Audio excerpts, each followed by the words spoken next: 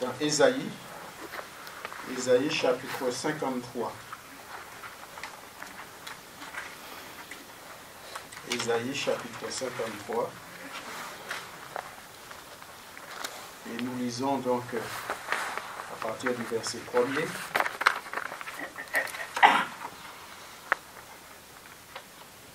Nous lisons à partir du verset 1er, donc nous allons lire les 5 premiers versets. Qui a cru à ce que nous avons annoncé? Qui a reconnu le bras de l'Éternel? Il s'est élevé devant lui comme une faible plante, comme un rejeton qui sort d'une terre desséchée. Il n'avait ni beauté ni éclat pour attirer nos regards, et son aspect n'avait rien pour nous plaire. Méprisé et abandonné des hommes, homme de douleur et habitué à la souffrance, semblable à celui dont on détourne le visage. Nous l'avons dédaigné, nous n'avons fait de lui aucun cas. Cependant, il a porté nos souffrances, il s'est chargé de nos douleurs, et nous l'avons considéré comme puni, frappé de Dieu et humilié. Mais il était blessé pour nos péchés, brisé pour nos iniquités. Le châtiment qui nous donne la paix est tombé sur lui, et c'est par ses meurtrissures que nous sommes guéris. Amen. Amen. C'est vrai, quand nous lisons, frères et sœurs, ces quelques versets, nous voyons, comme je disais dans cette occasion de Pâques, malheureusement, la signification, il y a beaucoup de personnes qui ne savent pas, ou il y a beaucoup de mélanges aussi. Beaucoup de mélanges, parce que quand le Seigneur, il n'y a aucun homme ne peut passer là où le Seigneur Jésus a passé. Aucun homme. Et aucun ne peut imiter le Seigneur. Donc parfois nous voyons des choses, des hommes, les saints-pères, il n'y a qu'un Père, c'est notre Dieu. Qu'un Père. Et il n'y a qu'un seul Dieu. C'est lui seul que nous devons adorer. C'est lui seul que nous devons prier. Ça, c'est des assurances que nous devons avoir dans nos cœurs, que nous ne soyons pas troublés malgré les choses que nous pouvons voir. Donc, ce matin, je voudrais vous parler, je vais intituler ce message « La guérison spirituelle et physique ». Mais cette guérison spirituelle, je parlerai peut-être pour nous aujourd'hui, et physique, je verrai sans doute la semaine prochaine, parce que je serai avec vous aussi encore la semaine prochaine. Donc, je continuerai là-dessus. Mais je voudrais parler vraiment de cette guérison spirituelle, donc cette guérison de l'âme. Cette guérison de l'âme. Amen. C'est vrai que quand nous regardons la venue de Jésus, le pourquoi que Jésus est venu, pourquoi que Dieu, que c'est lui qui s'est porté volontaire. Parce que les hommes étaient condamnés. L'humanité était condamnée. C'est que l'humanité, sans Jésus, ils allaient tous en enfer. Et tous ceux qui n'ont pas, au jour d'aujourd'hui, tous ceux qui n'ont pas accepté Jésus comme leur sauveur, eh bien, malheureusement, excusez-moi de vous le dire, mais je ne vais pas m'excuser, mais ils vont en enfer. Ça, il faut le croire, il faut le réaliser, frères et sœurs. Donc, l'humanité est malade. L'humanité est malade.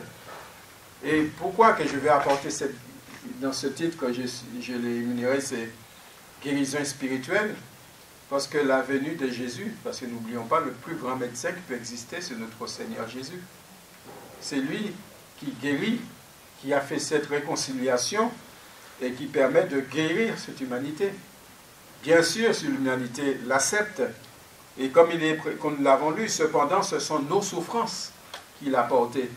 Il ne suffit pas seulement de dire nos souffrances du corps, mais nos souffrances, c'est nos douleurs qui s'est chargé et nous l'avons considéré comme puni, frappé de Dieu.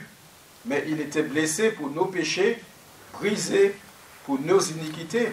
Tout cela, c'est à cause de nos péchés, tout ce que nous avons lu dans Marc chapitre 15, comme tout ce processus pour condamner Jésus. Là où il a passé, toute cette cruauté de l'homme.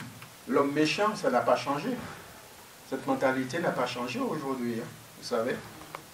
Vous savez que le cœur de l'homme, comme dit la parole de Dieu, il n'y a rien de bon. Le cœur de l'homme est méchant, il s'arrête méchant.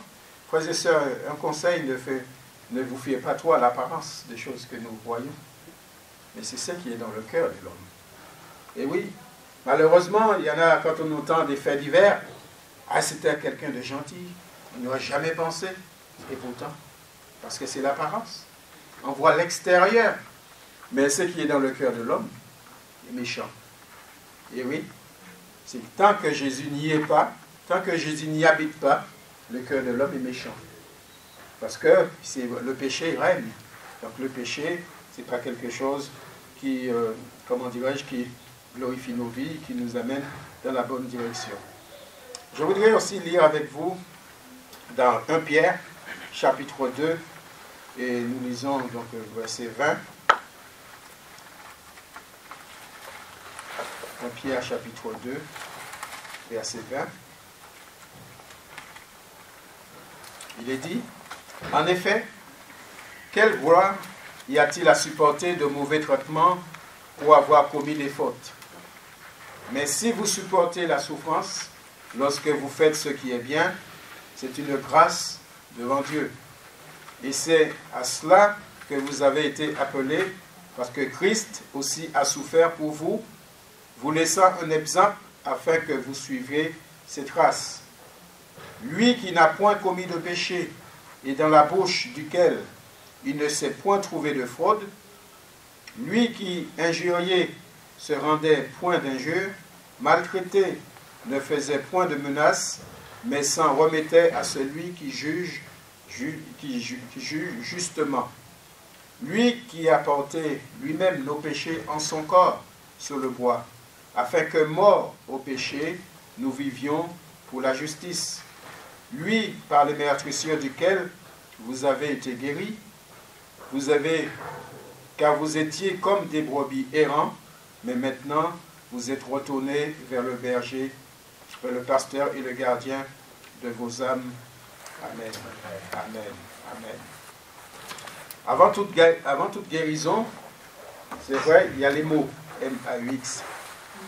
Et si nous parlons de guérison spirituelle, parce qu'il y a eu des dégâts commis par le péché, nos maladies, nos douleurs désignent toutes les souffrances qui constituent le salaire du péché dont il s'est chargé. Pourquoi que l'homme mort meurt? Pourquoi la maladie, qu'il y a tant de maladies? À cause du péché. C'est toujours l'origine de tout cela. N'oublions pas, frères et sœurs. Et là où il était dans cette gravité, qui était cette gravité et cette priorité pour Dieu, c'était l'âme aussi qui était éternelle, que lui aussi était perdu. Il était condamné, cette âme.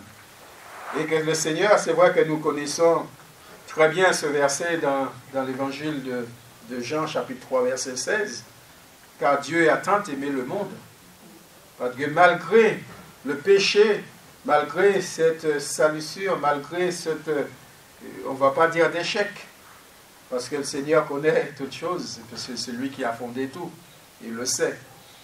Mais malgré tout cela, ben Dieu a tant aimé le monde. Et encore aujourd'hui, on peut dire aux âmes, Dieu t'aime. Malgré tes péchés, Dieu t'aime. C'est vrai que Dieu n'aime pas le péché, mais il aime le pécheur. Amen. Ça, c'est important, frères et sœurs. Donc, il a fallu apporter cette guérison à l'âme qui est éternelle. C'est nos âmes qui est important aux yeux de Dieu. Nous allons dire, oui, il y a la souffrance, c'est vrai, du corps, que Jésus guérit, ça, il ne faut pas l'oublier. Que Jésus guérit. Le Seigneur fait ce qu'il fait, ce qu'il veut. Le Seigneur peut nous guérir, comme le Seigneur ne peut pas nous guérir. Et oui, de là encore, c'est notre prédication, que on verra peut-être la semaine prochaine, qu'on en parlera. Mais cette guérison est spirituelle, qui est importante pour l'humanité. Il est dit, l'Esprit du Seigneur est sur moi. Nous connaissons ce verset dans Luc chapitre 4, verset 18, parce qu'il m'a oint pour annoncer une bonne nouvelle aux pauvres. Il m'a envoyé pour guérir ceux qui ont le cœur brisé, pour proclamer aux captifs la délivrance, aux aveugles le recouvrement de la vue, pour envoyer libre les opprimés. Dites-moi, avoir le cœur brisé, ça se soigne par des médicaments ou autre? Hein? Non? Justement, nous sommes dans cette dimension-là que, humainement parlant, ces choses-là, personne ne peut apporter cette guérison. Il n'y a que Jésus qui peut apporter cette guérison. C'est pour cela qu'il est dit, il est précisé, c'est le Seigneur qui dit, l'Esprit du Seigneur est sur moi, parce qu'il m'a oint pour annoncer cette bonne nouvelle du salut, nous le savons, nous chrétiens, cette bonne nouvelle aux pauvres. Il m'a envoyé pour guérir ceux qui ont le cœur brisé. Vous savez que, c'est comme je disais, il y a l'apparence, il y a l'extérieur de l'individu, mais on ne sait pas ce qui passe dans le cœur. On ne sait pas les souffrances qu'ils vivent. Moralement, psychiquement, on ne sait pas cet état. Par contre, Dieu le sait. Amen. Il est venu pour cela. Il est venu pour guérir dans cette dimension-là. Aux aveugles, la recommande de la vue, ben, il ne parle pas que de l'aveugle sur le plan physique, mais sur le plan spirituel. Les hommes, ils sont aveugles aux choses de Dieu. Ils ne comprennent pas. Ceux qui sont autour de nous, quand nous parlons du Seigneur, ils sont aveuglés. Soit ils nous disent nous sommes des fous, mais parce qu'ils ne comprennent pas. Ils sont aveugles aux choses de Dieu. C'est pour cela que quand le Seigneur se révèle dans leur cœur, eh bien c'est cette voile. Il y a toute cette voile qui s'en va, cette voile qui s'en va de leurs yeux spirituels quand ils ont un autre regard. Et la vision a changé. Et ils voient les choses de Dieu. Nous, chrétiens, nous devons avoir ce regard sensible. Non seulement cette écoute sensible, mais ce regard aussi. Et c'est... Vous savez qu'un chrétien, il vit par la foi. Amen. Mais pas par la vue. Pas parce que ce que nous voyons, il ne faut pas dire, tiens, tant que je ne le vois pas, je ne le crois pas. Non. Le chrétien, il croit d'abord, avant de voir. C'est ça la foi, frères et sœurs. Donc, dans cette dimension de la vie avec le Seigneur, c'est cela. Et que le Seigneur apporte cette guérison aux âmes qui sont aveuglées aux choses de Dieu, pour envoyer libres les opprimés. Oui. Jésus, en prenant la parole, dans l'Évangile, il va dire, ce ne sont pas ceux qui se portent bien qui ont besoin de médecins, mais les malades. Ce ne sont pas ceux qui se portent bien qui ont besoin de médecins. Vous savez, dans la vie, dans notre société, il y a des propos justes, des gens qui sont persuadés, qui sont justes. Il y en a même qui sont persuadés, qui connaissent mieux que Dieu les choses qui vont arriver. Et oui. D'ailleurs, il se met tout petit, c'est une poussière, vous imaginez une poussière sur la terre qui se lève le poing vers Dieu. Vous tirez un défi. Parfois, quand je vois ça, quand j'entends ça, je dis, pauvre, pauvre. Et oui. La première grande guérison que le Seigneur a opérée, c'est le salut de l'âme. C'est le salut de l'âme.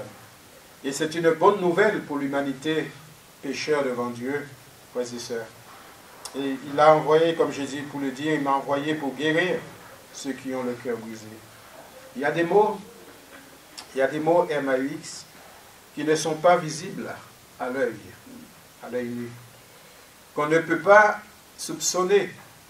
Et pourtant, ils sont là, et bien présents dans le cœur. Et bien présents dans le cœur. Vous savez qu'il y a des personnes qui ont des blessures internes.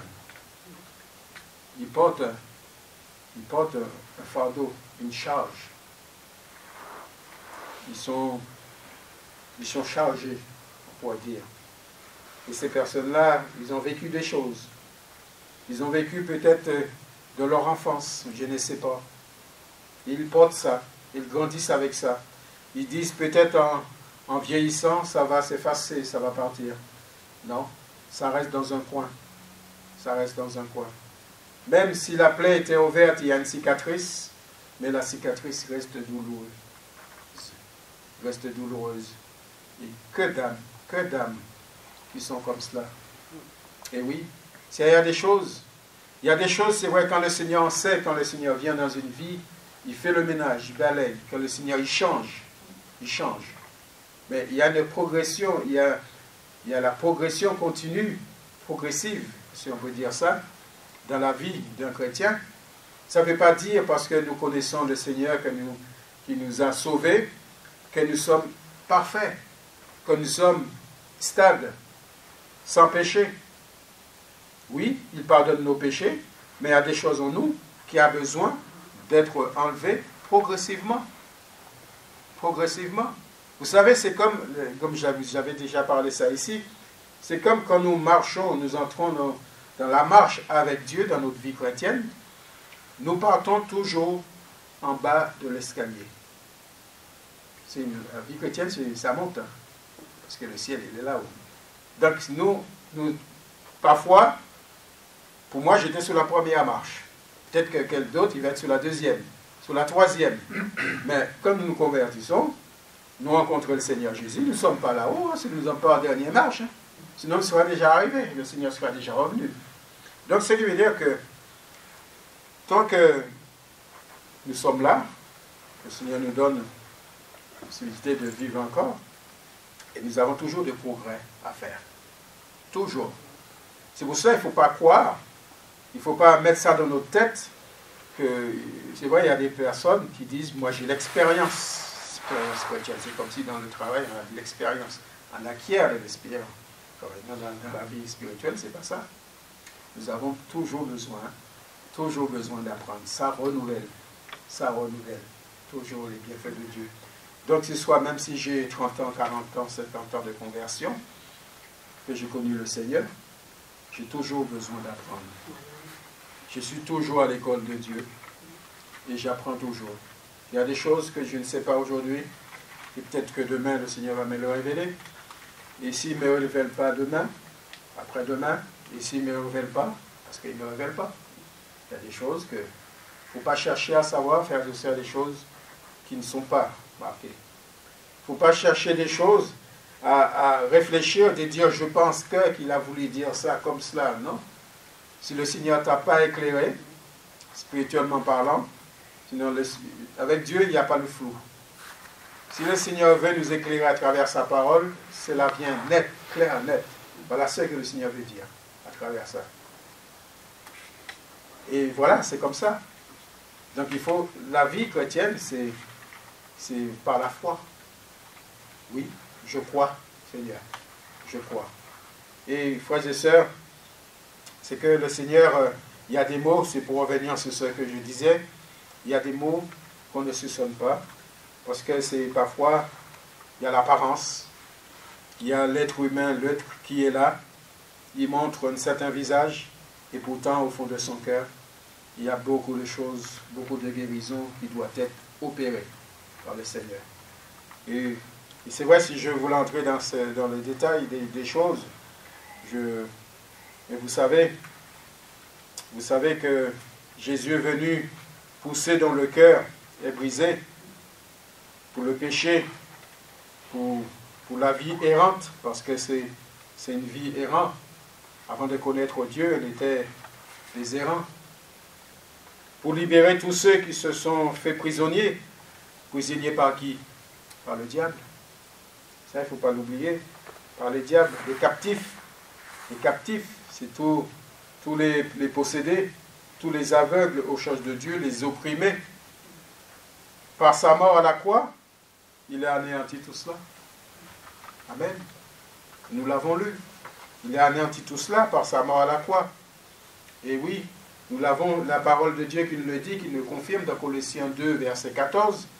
Il a effacé l'acte dont l'ordonnance nous condamnait et qui subissait contre nous. Il a détruit en le clouant à la croix. Il a dépouillé les dominations et les autorités et les a livrées publiquement à un spectacle en triomphant d'elles par la croix. Nous trouvons cela dans Colossiens 2, verset 14. Oui, le Seigneur, il est venu pour cela. Il est venu pour anéantir toutes ces œuvres du diable. tout ce qui nous condamnait, qui voulait nous enfoncer, qui voulait nous perdre. Et pour tout ce qui concerne les mots spirituels, les MAUX, Jésus a tout accompli. Jésus a tout accompli. Il n'y a rien oublié, frères et sœurs. Tout est accompli par notre Seigneur. La dette a été payée une fois pour toutes. La dette a été payée une fois pour toutes. La guérison est acquise. Pour nous chrétiens, la guérison est acquise pour ce qui concerne les choses spirituelles. Il n'y a donc maintenant aucune condamnation pour ceux qui sont en Jésus-Christ. Est-ce que vous le croyez? Amen. Ah oui. Et oui, c'est le Seigneur qui le dit. Nous trouvons cela dans Romains 8, verset 1. Il n'y a aucune condamnation. Donc l'ennemi, nos accusateurs, il peut venir. Il peut venir vers nous. Mais qu'est-ce qu'on va lui présenter? Et peut-être pas nous, parce que nous, il y a plein de défauts. Mais nous le présentons Jésus. Ah oui. Parce que Jésus vient en nous. Quand Dieu nous regarde, il ne voit pas nous, mais il voit le sang de Jésus qui est en nous. Parce que le sang de Jésus a pardonné tous nos péchés. Donc nos accusateurs, ils peuvent toujours venir. Et bien voilà, Jésus a payé, il a, comme il a dit, effacé l'acte des ordonnances qui nous condamnait. Tout cela, le Seigneur, c'est à la croix. Il a condamné. Donc nous avons répondu à son appel et accepté Jésus comme sauveur et Seigneur de nos vies. Et à partir du moment où il habite en nous, nous pouvons dire, ce n'est plus moi qui vis, mais Christ qui vit en moi. Ah oui. Cette dimension-là, ce n'est plus moi qui vis, mais c'est Christ qui vit en moi. Quand Dieu nous regarde, comme je disais, il voit le sang de Jésus qui a lavé nos péchés. Et oui, frères et sœurs. Donc, nos accusateurs, ils peuvent toujours venir. Eh bien, il doit passer là-dedans, comme on dit. Ma vie désormais, frères et sœurs, ma vie, notre vie, ils dépendent de Christ. Son pouvoir, de sa protection sur ma vie. Ouais, oui, le Seigneur est là, il vit en moi. Donc, le diable, il peut attirer, il peut faire ses assauts, ça, il va le faire, ça, bien sûr. Et oui, nous l'avons lu dans Pierre 2, 24. Lui qui a porté lui-même nos péchés en son corps sur le bois, afin que, morts au péché, nous vivons pour la justice de Dieu. Lui par les meurtrissures desquelles vous avez été guéris, car vous étiez comme des brebis errants, mais maintenant vous êtes retournés vers le pasteur et les gardiens de vos âmes. Le diable, vous savez qu'il n'y a plus de pouvoir sur nous. Il n'y a plus de pouvoir sur moi. Déduction, un enfant de Dieu. Donc, un enfant de Dieu, c'est Jésus vit en lui. Vous voyez, un enfant de Dieu, nous chrétiens, Jésus vit en moi. Amen. Oui. Donc, un enfant de Dieu ne peut pas être possédé. Un enfant de Dieu ne peut pas être possédé par quelque puissance ou esprit des ténèbres. Si Jésus est là, il ne peut pas avoir un esprit malin, ne peut pas venir dans ma vie. Ben oui, parce que sinon, c'est Jésus a pris la place, bien sûr. Peut-être avant, oui, mais Jésus a pris la place. Il est bien marqué, frères et sœurs, il ne faut pas l'oublier ce verset, le verset 15, il a dépouillé les dominations, les autorités, et les a livrées publiquement en spectacle, en triomphant d'elle, c'est-à-dire la victoire. Il était remporté la victoire sur la croix, en triomphant d'elle par la croix. Et oui, ça, la tentation, ça nous l'aurons. Ça, il viendra. Comme il dit, Satan rôde autour. Il rôde autour. Hein. Il n'est pas dit tout simplement que nous sommes à sa merci. Il rôde autour.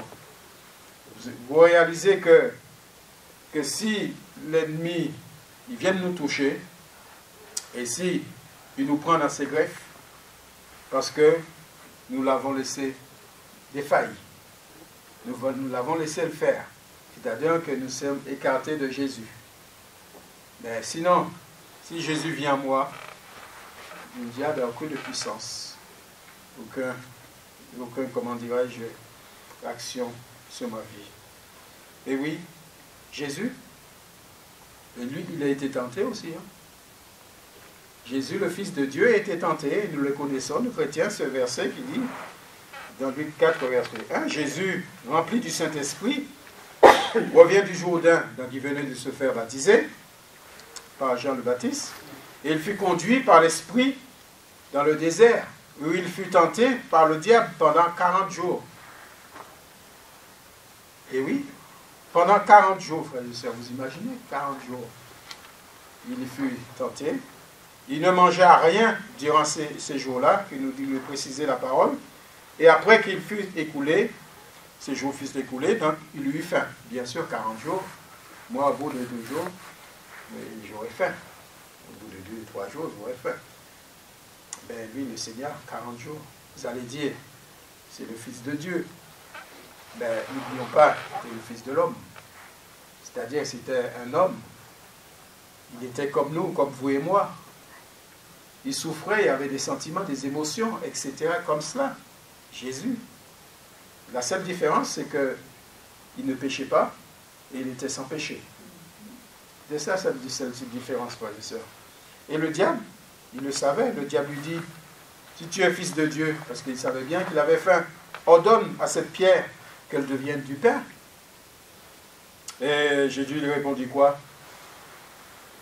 Qu'est-ce qu'il répondit, Jésus? Il est écrit, l'homme ne vivra pas de pain seulement. Et oui, l'homme ne vivra pas de pain seulement. Il y avait déjà les dimensions spirituelles. Les dimensions, l'âme est important. L'homme ne vivra pas de pain seulement. Le diable, il n'était pas encore satisfait. Il nous a dit, il ayant élevé, lui montra un instant tous les royaumes de la terre. Il lui dit, je te donnerai toute cette puissance et la gloire et ces royaumes, car elle m'a été donnée, et je la donne à qui je veux. Entre parenthèses, tout ce royaume du monde, c'est au diable. Oui, c'est le prince de ce monde, c'est le diable. C'est lui qui gouverne le monde. Et ça, c'est des choses que nous devons le savoir. Donc ne soyons pas étonnés, frères et sœurs. N'attendons pas que nous allons voir des bonnes choses sortir de ce monde. Toutes les lois que nous entendons qu'ils sont en train de voter, c'est des choses qui vont à l'encontre de Dieu. Qui n'est pas dans la volonté de Dieu. C'est le monde qui est dirigé par ce prince que le diable. Alors, le diable dit à Jésus, vous imaginez devant Jésus, le Fils de Dieu, si donc tu m'adores, toutes ces choses seront à toi. Et pourtant, le Seigneur, il a quitté son ciel de gloire. Le Seigneur, il avait tout. Jésus lui répondit quoi, encore une fois? Il est écrit. Le mot il est écrit, c'est la parole de Dieu. Il est écrit. Et tu adoreras le Seigneur ton Dieu, et tu serviras lui seul. Et c'est là, ce verset, ça regroupe et ça fait clair, c'est vrai, beaucoup de personnes qui veulent qu'on l'adore, qui veulent s'élever. Il n'y a que Dieu seul qu'on peut adorer. Il n'y a que Dieu seul qu'on peut servir. Amen. Si nous voyons quelque part, c'est pas ça, ben c'est pas vrai. C'est pas dans le plan de Dieu, c'est pas dans la volonté de Dieu. Ils sont dans l'erreur. Nous devons adorer que Jésus, que Dieu seul. Amen. Donc Jésus a été tenté par le diable, pourtant il était fils de Dieu, frères et sœurs. Fils de Dieu qu'il est, vous constaterez que le diable, il a osé. Nous pouvons dire qu'il a osé. Il voulait profiter tout simplement de cette faiblesse, le corps, la faim. Il lui eut faim. Et l'isolement, parce qu'il était dans le désert, le Seigneur. Il était au fond du désert. Et surtout, de lui empêcher d'aller jusqu'au bout, surtout de sa mission. Et ça, le diable voulait l'empêcher d'aller jusqu'au bout de sa mission. Parce qu'il savait pourquoi Jésus était venu. Lui, il le savait. Donc, déjà, il commençait à trembler. Et le diable nous attaquera toujours sur la faiblesse de notre chair, sur la brèche que nous lui offrons. Il sait qu'il a été vaincu à la croix, frères et sœurs. Il n'a plus le moyen de nous surpasser, sauf si nous lui donnons, bien sûr, l'occasion. Sauf si nous lui donnons, bien sûr, l'occasion. Donc, moi, je ne peux pas accepter quand quelqu'un me dit que il faut prier pour la délivrance d'un chrétien. Moi, je dis non. C'est zéro. Ça ne peut pas passer. Ça ne peut pas passer parce que ce n'est pas biblique. C'est pas biblique. Ce qui veut dire que n'importe qui peut venir à côté de Jésus. Il peut mettre la place. Non. Jésus part si nous le mettons dehors. C'est nous. C'est nous qui le repoussons, Jésus. C'est nous qui refusons. C'est nous qui disons, tiens Seigneur, je ne vais plus vivre avec toi, je vais vivre ma vie. Ça, c'est parce que nous chassons Jésus.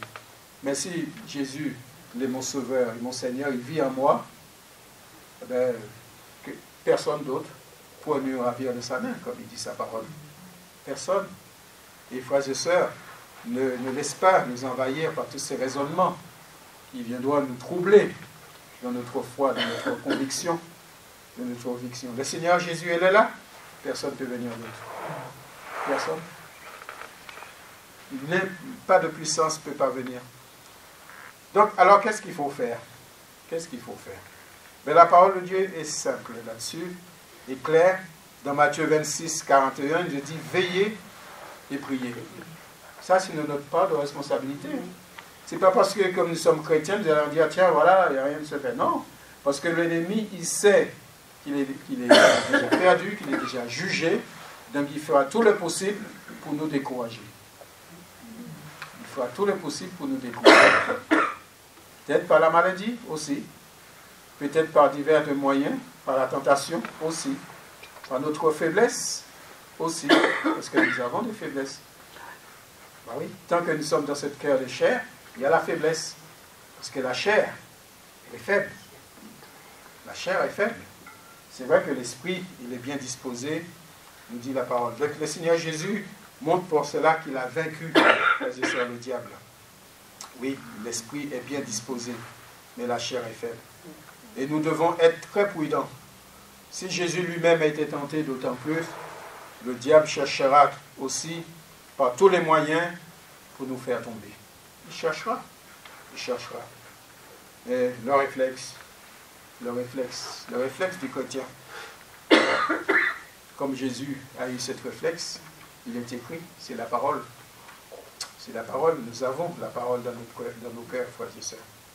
Oui, et la parole de Dieu, cette remède et cette âme qui est important, nous le trouvons dans ce livre, dans Éphésiens 6, verset 11, il est dit, revêtez-vous de toutes les âmes de Dieu, les âmes spirituelles, afin de pouvoir tenir ferme contre les ruses du diable. Et oui, nous avons tous à nos dispositions, nos chrétiens. Il est dit au verset 14, tenez donc ferme, ayez à vos reins la vérité pour ceinture, et revêtez-vous la cuirasse de la justice. Amen. La cuirasse de la justice, c'est Jésus. Jésus s'est fait pour nous justice. Nous avons été justifiés en Jésus. À travers ce sacrifice, à travers le sang, à travers tout cela, nous sommes rendus justes. Nous qui étions perdus, nous sommes justes devant Dieu. Ah oui, par le sang de Jésus, Dieu nous voit justes, frères et sœurs. Nous ne sommes pas n'importe qui. Nous sommes des gens de sa maison. Amen. Amen. Quelle grâce. Quelle grâce. Donc, Jésus est notre justice. Il nous a rendus justes par sa mort à la croix, en payant bien sûr le prix. Vous savez que notre accusateur, il est toujours là pour surveiller les petites brèches, les petites faiblesses, pour nous attaquer. Vous savez, le Seigneur, il dit, il ne brisera point le roseau cassé. Il n'y tiendra point le lumignon qui fume, jusqu'à ce qu'il ait fait triompher la justice. Oui, même ça, le Seigneur n'abandonne pas ses enfants. Même dans notre, je vais dire, même dans notre feu qui perd sa vitalité, eh bien, le Seigneur, il est là pour animer notre vie. Mais si je le veux, mais si je me retire, c'est bien sûr que je ne peux pas recevoir du Seigneur. C'est pour cela que nous devons avoir ce cœur disposé. J'aime mon Seigneur, j'aime mon Dieu. Je veux aller toujours de l'avant avec lui. Alors oui, comme il est marqué, ta justice est une justice éternelle et ta loi est la vérité et la loi qui est la parole de Dieu, qui est la vérité. Amen. Et oui, quand sera venu, il convaincra le monde en ce qui concerne le péché, la justice et le jugement. Et ça, ce n'est pas nous qui convaincra. C'est le consolateur, c'est le Saint-Esprit qui convainc, frères et sœurs. Non, il ne faut surtout pas inverser les rôles. Mais c'est le Saint-Esprit qui convainc. Je dois placer toujours devant moi, dire, le Seigneur, que c'est le Saint-Esprit qui nous conduit. C'est lui qui, si on a envie d'aller là, mais nous laissons être sensibilisés par le Saint-Esprit. Et oui, frères et sœurs, dans tout, dans nos choix, dans nos actions, dans tout ce que nous faisons, dans nos projets, nous voulons mettre le Seigneur là-dedans. Dans tout ce que nous entreprenons, mettons le Seigneur dans l'affaire. Il faut toujours placer le Seigneur dans l'affaire.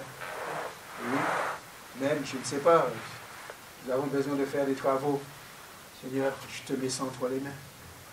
Conduis, aide-nous. Les études, c'est pareil. Dans le travail, c'est pareil. Vous savez que, même dans mon travail, quand je travaillais, on rencontrait des difficultés sur le plan du travail. On ne savait pas. Mais ce que les autres ne savaient pas, c'est que je priais dans ma tête, bien sûr. Je demande, Seigneur, donne des solutions, donne-nous une solution. Aide-moi. Trouve-nous une solution. Bah oui, j'avais des difficultés à payer les salaires des ouvriers, mais Seigneur, trouve-nous des solutions. Je priais, c'était nous chrétiens. On prie toujours pour les bonnes choses, frères et sœurs. Et le Seigneur agissait. Parce que le Seigneur sait tout. Amen. Et c'est vrai que l'exemple que nous devons avoir, c'est que cette guérison spirituelle que nous l'avons reçue, parce que nous avons accepté Jésus dans notre cœur.